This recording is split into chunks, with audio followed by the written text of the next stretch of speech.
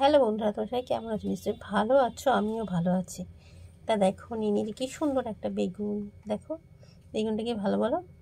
আচ্ছা, বেগুনটাকে কাটবো, তার জন্য নিয়ে নিয়েছি একটা বাটিতে জল নিয়ে নেবো। বেগুন দুটো তো বেশি জল লাগে না, তাই জন্য জল নিয়ে নিলাম।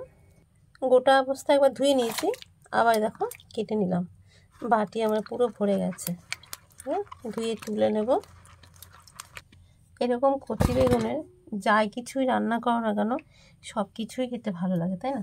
দেখো কি সুন্দর কচি বেগুনটা। এই দেখো একটাতে আমার এতগুলো পিস হয়েছে, দেখতে পাচ্ছ?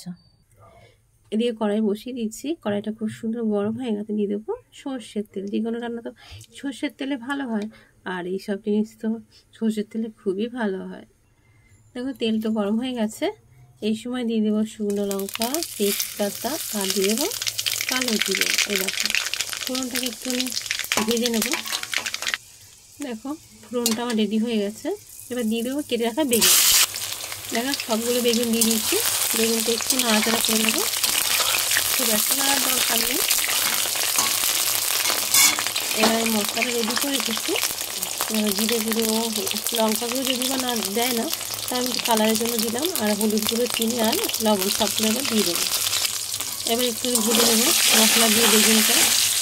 আলাদা করে বেগুন ভাজে রাখার দরকার নেই। এই দেখো মশলা দিয়ে বেগুনটাকে ভালো করে ভেজে নিচ্ছি। আমি তো এইভাবেই করি, তোমরা কীভাবে করো অবশ্যই কমেন্ট করে বলো।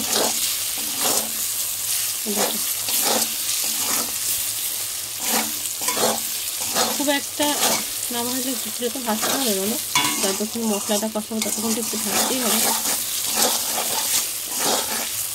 এ দেখো বেগুনটাও ভাজা হয়ে যাচ্ছে। আমি একটু মশলাটাকে তেলে ছেড়ে দিয়েছি। এতে টমেটো দেওয়ার দরকার নেই, তোমার যদি ভালো বুঝে দেবে। আমি টমেটোটা দিই না, এদিকে পরিমাণ মতো জল। দেখো বলে না বেগুন কেন জলে ডুবে না, বেগুন তো জলে ডুববে না। দেখো কষিয়ে দিয়েছি। এবার হচ্ছে কি ঝোলটা ফুটতে দেবো।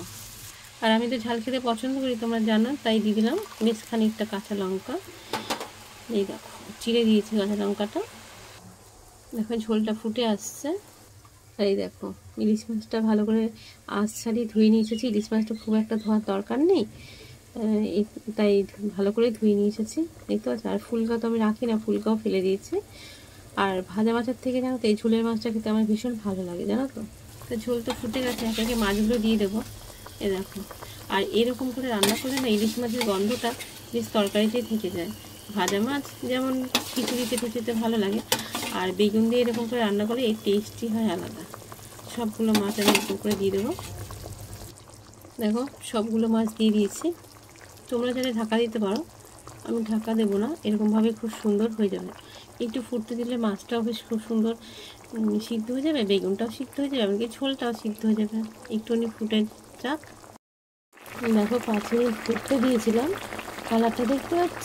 আর দেখো দেখো মাছটা সুন্দর সিদ্ধ হয়ে গেছে, দেখতে পাচ্ছ? মাছটা খুব সুন্দর সিদ্ধ হয়ে গেছে। আর এতে তো ধনে পাতা দেওয়ার কোনো দরকার নেই, কেন মাছের গন্ধতে মাছটা খেতে বেশি ভালো লাগে, তাই না? অন্য মাছে আস্তে গন্ধ হয়, কিন্তু ইলিশ মাছের গন্ধতে ইলিশ মাছ ভালো লাগে। তা হয়ে গেছে, এবার নামিয়ে নেব। নামিয়ে নিয়ে তোমাদের দেখাচ্ছি যে কেমন হয়েছে, ঠিক আছে? আর ইলিশ মাছ রান্না করতে বেশি একটা সময় লাগে না, কথা বলতে বলতেই রান্না হয়ে যায়, তাই না বলো? এবার একটু নাড়াচাড়া করে দিই তোমাদের সামনে। আমার ভাজা মাছের থেকে এই মাছটা আমি খেতে বেশি পছন্দ করি। আজকে থেকে না, এটা ছোটো থেকেই। যখন বাবা আসতো, মা আমাকে ইলিশ মাছটা গোটায় ধুয়ে মানে কেটে পাঠাতো। আমাকে বলতো মন মতো রান্না করে নিবি। আর মা এটাও জানতো যে আমি এটা এরকমভাবে খেতে ভালোবাসি, তাই মা এরকম করে পাঠিয়ে দিত। আর সাথে মায়ের গাছের বেগুন থাকতো, জানো, সে তাল বেগুন বলে না, সবুজ সবুজ, সেইগুলো। দেখো কথা বলতে বলতে হয়ে গেছে। এবার নামিয়ে নিই। গ্যাসটা বন্ধ করে দিলাম। নামিয়ে নেবো বলে দেখাচ্ছি। এই বাটিতে নামিয়ে নেব। দেখো নামিয়ে নিচ্ছি। দেখতে পাচ্ছ তো বেগুনগুলো কারণ গোটা গোটাই আছে। এ দেখো গার্নিশের জন্য একটা দিয়ে দিলাম লঙ্কা। এ দেখো, আর যদিও বা ধনে পাতা আমি এটাতে ব্যবহার করি না, করিও নি, একটু সাজানোর জন্য একটু দিয়ে দিলাম। এই দেখো, তা কেমন হয়েছে তোমরা অবশ্যই বলো। ভালোবাসে পাশে থেকো, সবাই সুস্থ থেকো, ভালো থেকো। দেখা হবে নতুন করে ভিডিওর সঙ্গে। এখনকার মতন আসি, তাই সবাইকে টাটা।